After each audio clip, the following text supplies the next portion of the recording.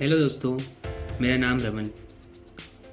आप सभी का रमन लोगन स्किल्स यूट्यूब में चैनल में आप सभी का हार्दिक स्वागत है। दोस्तों, आज मेरा पहला दिन। मैं आप सभी के लिए गुलदस्ते वाला फूल डायग्राम लेकर आया हूँ। दोस्तों, बनाने में बहुत इजी है, इसे आसानी से बनाया जा सकता है। दोस्तों, आपको कैसा लगा आप कमेंट करके ज़रूर बताएं और वीडियो को लाइक करना ना भूलें और सब्सक्राइब भी कर लें ताकि आने वाली वीडियो आपके लिए मज़ेदार रहें। और अगर आप इसकी बनाने की फुल वीडियो चाहते हैं तो कमेंट्स ज़रूर करें।